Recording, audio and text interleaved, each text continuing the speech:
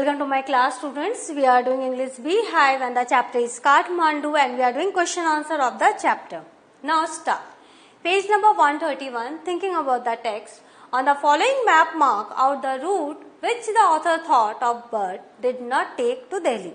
तो ऐसा कौन सा रूट है जो ऑथर लेना चाहते थे पर उन्होंने लिया नहीं था? आपको पता है वो बहुत टायर्ड थे, तो वो एक लॉन्ग रूट लेना चाहते थे दिल्ली पहुंचने के लिए. तो कौन सा लॉन्ग रूट है? काठमांडू से वो बिहार जाना चाहते थे बाय बस या ट्रेन.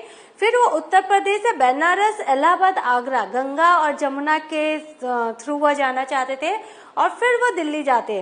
तो इतना लंबा रूट वो लेना चाहते थे बट वो बहुत टायर्ड थे, तो उनको घर भी पहुंचना था जल्दी. तो उन्होंने क्या किया, और नेपाल एयरलाइंस की उन्होंने टिकट ले ली और वो प्लेन से गए. Page 132. Answer these questions in one or two words or in short phrases. Name the two temples the author visited in Kathmandu. वो कौन से दो मंदिर है जहाँ ऑथर ने विजिट किया काठमांडू में? तो the two temples the author visited in Kathmandu were the Pashupatinath temple and the Bodhnath stupa. बहुत ही आसान है और ये आंसर है. Now the writer says all this I washed down with Coca-Cola. तो मैं कोका कोला के साथ सबको वॉश डाउन कर लूंगा. What does all this refer to? तो all this से क्या पता चलता है? All this refers to eating a bar of marzipan, a corn on the cob, roasted in a charcoal stove, rubbed with salt, chili powder and lemon, and reading a couple of love story comics and a Reader's Digest. तो वो क्या कर रहे थे? वो मार्जिपन का एक बार ले रहे थे. फिर उन्होंने भुट्टा खरीदा. भुट्टा जो कोयले के जो चारकोल स्टोव होता है, जो चूल्हे पर, आपको पता है जो भुट्टा सेलर होते हैं कैसे वो कॉर्न को सेकते हैं और उसके ऊपर सॉल्ट रब करते हैं, चिली पाउडर डालते हैं, नींबू का रस लगाते हैं. वो ये सब कोका कोला के साथ वॉश डाउन कर रहे थे और साथ ही वो रीड क्या कर रहे थे? कुछ लव स्टोरी कॉमिक्स वो पढ़ रहे थे और फिर रीडर्स डाइजेस्ट भी वो पढ़ रहे थे. It's a name of a magazine, आपको पता है. नाउ व्हाट डज विक्रम से compare to the quills of a porcupine? तो आपने पॉर्क्यूपाइन देखा है, पॉर्क्यूपाइन के शरीर पे कांटे होते हैं. तो क्विल्स ऑफ पॉर्क्यूपाइन से लेखक को ऐसी क्या चीज दिखी जिससे उन्हें लगा कि ये क्विल्स ऑफ पॉर्क्यूपाइन है? Vikram said compares the 50 or 60 bansuris protruding in all directions from the pole of a flute seller to the quills of a porcupine. तो आपको मैंने वो बांसुरी से जो सेलर है उसका मैंने पोल दिखाया था जिसमें सारे बांसुरीज कैसे निकले हुए थे. तो उन्हें देखकर लेखक को लगा कि ये पॉर्क्यूपाइन के क्विल्स हैं.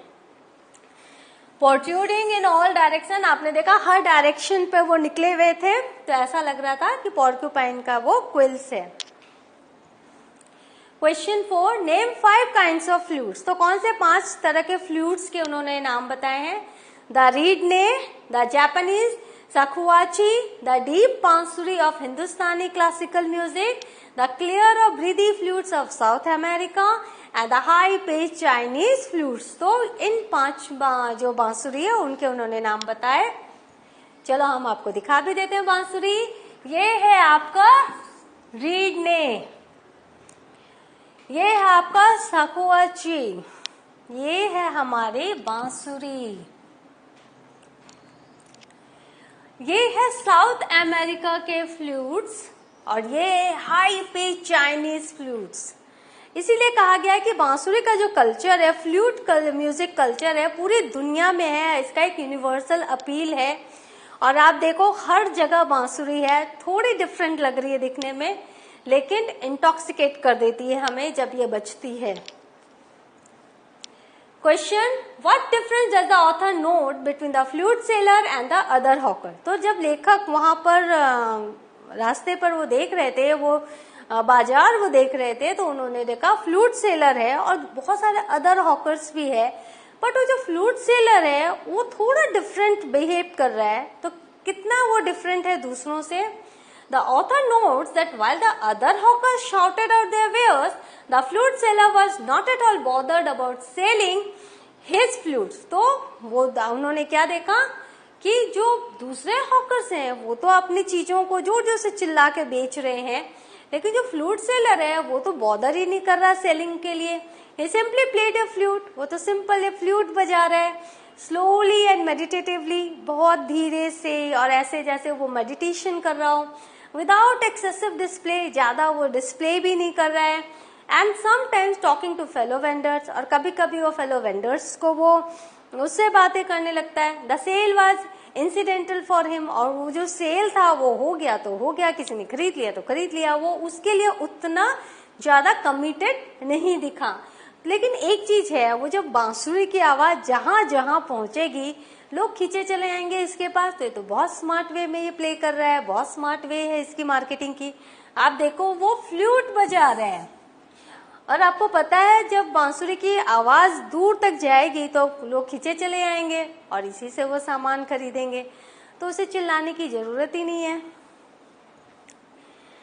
What is the belief at Pashupatinath about the end of कलयुग? तो पशुपतिनाथ में एंड ऑफ कलयुग को लेकर क्या बिलीफ है, क्या विश्वास है? There is a small temple near the banks of the river Bagmati. तो बागमती नदी जो मैंने आपको पिक्चर दिखाई थी उसके किनारे एक छोटा सा टेम्पल है विच इज पार्टली सबमर्ज, जो थोड़ा डूबा हुआ है। The age old belief is if the water recedes enough to expose the goddess then the goddess will leave that place. तो कहते हैं कि अगर पानी और थोड़ा नीचे जाएगा और पूरा मंदिर अगर दिखने लगेगा तो गॉडेस जो है, देवी जो है, वो निकल जाएगी, वो चली जाएंगी, and that will herald the end of the Kaliyuga. और जिस दिन वो चली जाएंगे उस दिन कलयुग का अंत हो जाएगा। Kalyug is the era of all sins as per Hindu mythology. और आपको पता है हम इस कलयुग को सब तरह की इविल का, सब तरह के दुष्कर्म का, सब तरह के पापों का इरा मानते हैं, तो कलयुग का अंत हो जाएगा। Question 3. The author has drawn powerful images and pictures. Pick out 3 examples each of. The atmosphere of febrile confusion. ये कहाँ था? पशुपतिनाथ टेम्पल के पास। Outside the temple of Pashupatinath, the things he sees and the sounds he hears. तो ये 3 चीजें थी, इनका उन्होंने डिस्क्रिप्शन दिया है इमेज एंड पिक्चर्स के साथ, आपको वो बताना है। Let's start. The atmosphere of febrile confusion outside the temple of Pashupatinath. तो कैसे उन्होंने उस confusion, वो chaos, वो hurried activities को describe किया। A group of saffron-clad Westerners struggling to enter the main gate। कुछ वेस्टर्न है, कुछ पश्चिम देशों से आए हुए लोग हैं जो सेफ्रन, जो भगवा पहने हुए हैं, और वो मेन गेट पर स्ट्रगल कर रहे हैं, पुलिसमैन को बताने की कोशिश कर रहे हैं कि आप हमें अंदर जाने दो। As only Hindus were allowed to enter the temple, लेकिन पुलिसमैन उनको अंदर नहीं जाने दे रहा क्योंकि सिर्फ हिंदूज ही अलाउड हैं अंदर जाने के लिए। A fight that breaks out between 2 monkeys। फिर लेखक ने क्या देखा, 2 मंकी के बीच में जबरदस्त लड़ाई हो गई। And a royal Nepalese princess for whom everyone makes way. फिर उन्होंने देखा कि रॉयल प्रिंसेस आई, राजकुमारी आई, तो सब ने उनके लिए जगह दे दी, जगह बना दी। He saw, फिर what did he see? क्या क्या उन्होंने देखा? He saw that the Bodhnath Stupa had an immense white dome। मैंने आपको तस्वीर दिखाई है, कैसा एक बड़ा सा white dome है, which was ringed by a road, और वहां पर एक रास्ता है चारों तरफ। Small shops were there on the outer edge where felt bags, Tibetan prints and silver jewelry could be bought। तो ये सारे सामान वहां पर खरीदे जा सकते हैं। There were no crowds there। कोई वहां क्राउड नहीं था, कोई भीड़ भड़का नहीं था। On the busiest streets of Kathmandu, he saw fruit sellers, hawkers, postcards, shops selling western। लेकिन जब वो काठमांडू के सड़कों पर गए तो उन्होंने क्या देखा, वहां कई तरह के सेलर्स थे, वेंडर्स थे, जो फल बेच रहे थे, बांसुरी बेच रहे थे, पोस्ट कार्ड भी बेच रहे थे। याद है हम जब बाहर जाते हैं तो जो शहर है या देश है उसके पोस्ट कार्ड्स मिलते हैं, हॉकर्स और पोस्ट कार्ड। तो शॉप सेलिंग वेस्टर्न, कॉस्मेटिक्स, कुछ एक दुकानों में कॉस्मेटिक्स मिल रहे थे, फिल्म रोल्स मिल रहे थे, चॉकलेट, कॉपर यूटेंसिल्स और नेपालीज एंटिक्स, और वहां नेपाल के जो एंटिक्स है वो मिल रहे थे। थर्ड, कौन कौन सी आवाजें उन्होंने सुनी? The sounds he heard were film songs that were blaring out from the radios. पहली आवाज तो फिल्म सॉन्ग्स की थी जो रेडियो से आ रही थी। कार हॉर्न्स, कार के हॉर्न्स, बाइसिकल बेल्स, बाइसिकल की घंटी, vendors shouting out their wares, और जितने भी वेंडर्स हैं वो सब अपने सामानों को बेचने के लिए आवाज लगा रहे थे। He also listen to the flute music, और फिर उन्होंने बहुत ही मधुर फ्लूट म्यूजिक सुना। Calling it the most universal and most particular of sound, और इसको उन्होंने most universal and most particular of all the sounds consider किया। Compare and contrast the atmosphere in and around the Boudhanath shrine with the Pashupatinath temple. तो आपको compare करना है Boudhanath shrine और Pashupatinath temple का जो एटमॉस्फेयर था उसको 100 से 150 वर्ड्स में।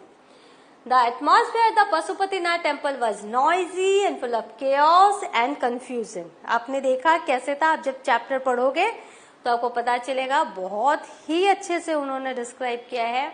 वहाँ बहुत हल्ला था, बहुत ज्यादा अफरा तफरी मची हुई थी और बहुत कंफ्यूजन था। Worshippers were trying to get the priest attention. जो वर्शिपर्स थे वो प्रीस्ट का अटेंशन लेना चाह रहे थे।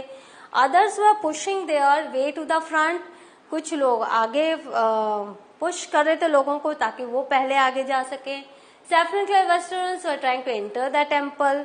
जो भगवा पहने हुए जो पश्चिम देश से आए हुए थे वो अंदर जाने की कोशिश करते टेम्पल के। Monkeys were fighting and adding to the general noise. और मंकीज फाइट कर रहे थे और अपनी आवाज जो ऐड कर रहे थे। A corpse was being cremated on the banks of the river Bagmati। एक जगह दाह संस्कार किया जा रहा था। Washer women were at their work। जो धोबिन थी वो सब अपना काम कर रही थी। While children were bathing। और बच्चे नहा रहे थे। The hawkers were selling their wares and taught। और जितने hawkers थे वो अपने अपने सामान बेच रहे थे।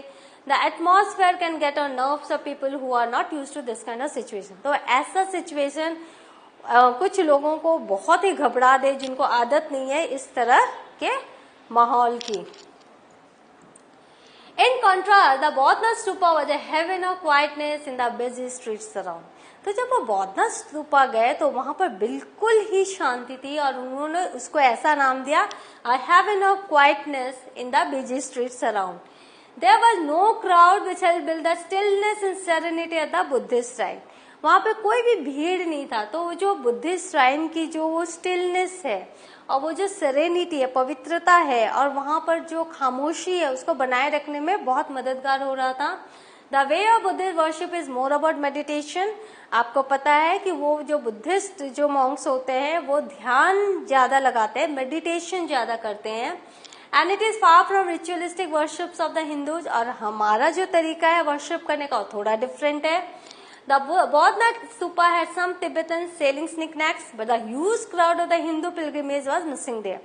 कुछ लोग वहां पे सेल कर रहे थे, तिब्बतीज जो आए हुए थे वो अपना सामान सेल कर रहे थे, लेकिन जो वहां पर जो ह्यूज क्राउड जो पशुपतिनाथ मंदिर में उन्होंने देखा वो वहां पर नहीं था और बहुत ही ज्यादा क्वाइटनेस थी वहां। Question 2, how does the author describe Kathmandu's busiest street. तो बिजिएस्ट स्ट्रीट्स को कैसे डिस्क्राइब किया ऑथर ने। Along Kathmandu's narrowest and busiest street there are small shrines and flower adorned deities. तो वहां पर बिजिएस्ट तो था ही, बहुत ज्यादा चहलकदमी थी, चहल पहल थी और बहुत ही नैरो भी था रास्ता, लेकिन दोनों तरफ छोटे छोटे श्राइन्स थे, फ्लावर एडॉर्न्ड डिटीज थी, छोटी छोटी फ्लावर एडॉर्न्ड डिटीज थे। Apart from these, there are fruit sellers, flute sellers, hawkers of postcards, shops selling Western cosmetics, film rolls, chocolate, those selling copper utensils and Nepalese antiques। और ये सारे लोग भी वहां पर थे। The author hears film songs that are blaring out from the radio, sounds of car horns and bicycle bells, vendors shouting out their wares। He says that stray cows roam about on the roads। उन्होंने देखा कि रास्ते पर गाय भी घूम रही थी। He also draws a vivid picture of a flute seller with many बांसुरीज protruding from his pole। और उन्होंने अपने शब्दों से एक बांसुरी सेलर की ऐसी सुंदर जीवंत तस्वीर खींची जिसके पोल में बांसुरी जैसे निकली हुई थी, जैसे कि क्विल्स ऑफ पोर्क्यूपाइन हो। He describes how the serene music produced by the flute seller is heard clearly above all the other noise। तो जितने सारे जो आवाज हो रही थी उन सब आवाजों में जो सबसे पर्टिकुलर आवाज जो सुनाई पड़ रही थी वो थी फ्लूट सेलर की बांसुरी की आवाज। तो आप खुद ही सोचो ना, ये क्यों चिल्ला चिल्ला के बांसुरी ले लो करें। ये अपना फ्लूट बजाकर ही लोगों का ध्यान आकर्षित कर रहा है। Question 3. To hear any flute is to be drawn into the commonality of all mankind. अगर आप बांसुरी की धुन सुन रहे हैं तो आपको पता चलेगा पूरी मानवता जो है वो एक ही है. Why does the author say this? क्यों ऑथर ने ऐसे कहा? The author considers flute music to be the most universal and most particular of all music. जितने भी तरह के हमारे यहाँ पे संगीत है, म्यूजिक है, उसमें जो फ्लूट है वो सबसे यूनिवर्सल है और सबसे पर्टिकुलर है. This is a musical instrument that is common to all cultures. Her culture में ये बांसुरी पाई जाती है. We have the reed, the recorder, the Japanese shakuhachi, the deep bansuris of Hindustani classical music, the clear or breathy flutes of South America, the high-pitched Chinese flutes, etc. Even though each of these has a specific fingering compass, yet for the author to hear any flute is to be drawn into the commonality of all mankind. कि हालांकि इन सब का जो fingering and compass अलग है, लेकिन जब आप इसको सुनते हो तो ऐसा लगता है कि पूरी मानवता को इसने एक कर रखा है और ये सब जगह पाई जाती है. This is because in spite of the differences every flute produces music with the help of the human breath. क्योंकि इंसान की सांस से ये म्यूजिक बजाया जाता है और इसीलिए ये कॉमन है हर एक देश में. Similarly, despite the differences caste, culture, religion, region, all human beings are the same with the same living breath running through all of them. और दूसरा कारण ये है कि भले ही दुनिया में बहुत भेदभाव हो, डिफरेंसेस हो कास्ट को लेके, कल्चर को लेकर, रिलीजन को लेकर, रीजन को लेकर, लेकिन हम सब ह्यूमन बींग सेम हैं और हम सब में एक ही तरह की सांस जो है वो आ जा रही है. और ये बांसुरी जो है सांस हमारी सांस को यूज करके हम बजाते हैं, आपको पता है, तो इसीलिए ये है इसकी एक यूनिवर्सल अपील है. So what have we learned? We have learned the question answer Kathmandu. In the next session I will do another chapter and till then please go through the chapter, go through this question answers.